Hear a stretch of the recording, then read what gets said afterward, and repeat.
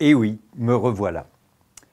Mais je vois que tu suis avec assiduité ton cours de mathématiques et que chaque fois que tu as un problème, tu n'hésites pas à venir me voir.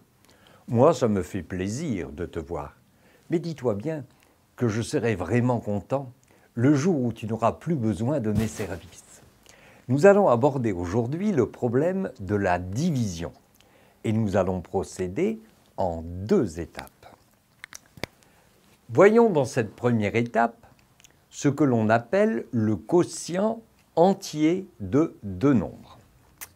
Une petite devinette. 2 multiplié, et là, le nombre qui devait se trouver ici s'est trouvé effacé par mégarde. Une tâche sur une page d'écolier et le nombre est effacé. Par contre, je connais le résultat de mon opération. 24. Le but est de trouver le nombre qui a été effacé. Pour cela, on invente une nouvelle opération qui va être équivalente à celle écrite au tableau et que l'on va appeler une division, qui va s'écrire comme ceci, 24. Le symbole mathématique divisé, 2 petits points.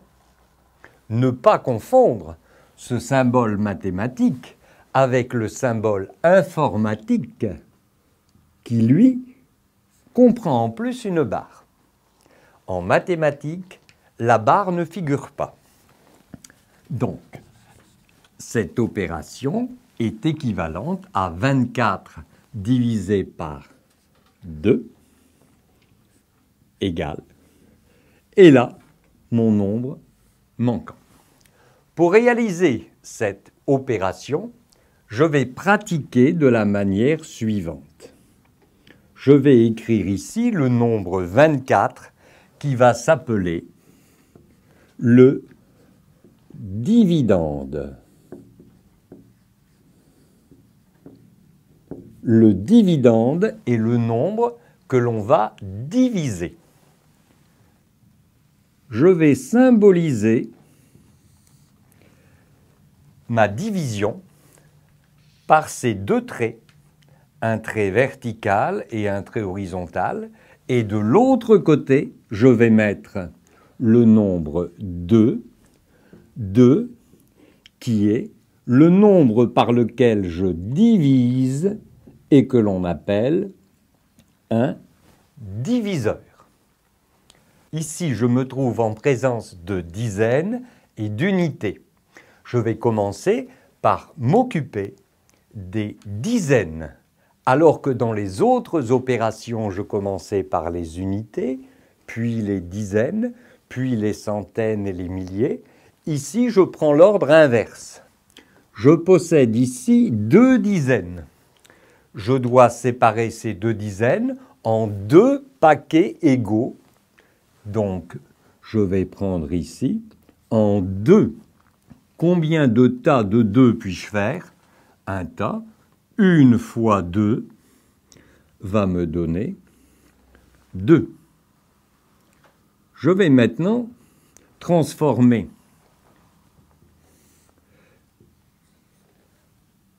les unités qui se trouvent ici.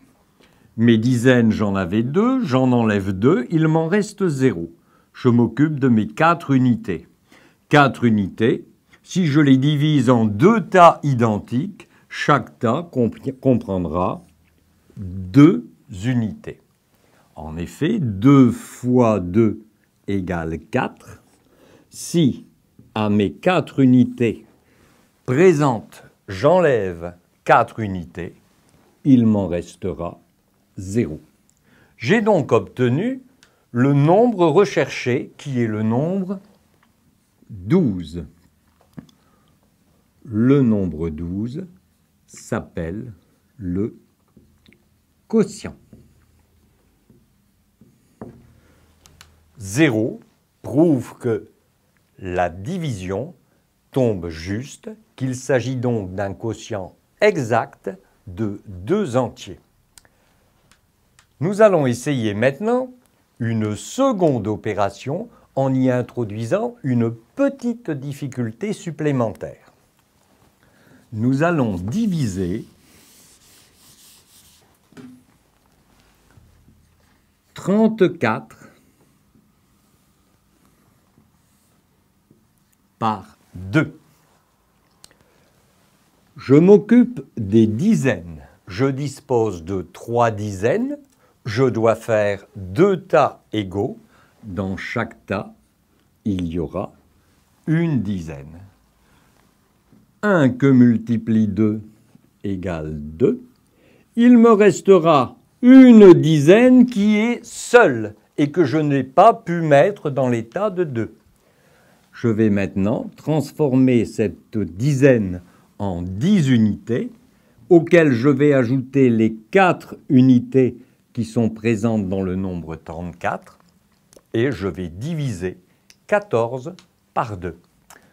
Ma table de multiplication m'apprend que 14 est le résultat de 2 fois 7. 2 fois 7, 14, que je soustrais à mon nombre d'unités. Il m'en reste 0. Il s'agit bien d'un quotient exact. 34 va s'appeler le dividende, 2 sera le diviseur, 17 sera le quotient. À cette opération, 34 divisé par 2 égale 17 correspond une autre opération qui sera donc 17 multiplié par 2 égale 34. L'addition était une opération que tu as appris pour commencer. La soustraction, c'était un peu l'opposé. Eh bien ici, tu vois 2 opérations qui sont symétriques l'une de l'autre. 34 divisé par 2 égale 17 veut dire la même chose que l'opération 17 que multiplie 2 égale 34. À une division, on peut associer une multiplication.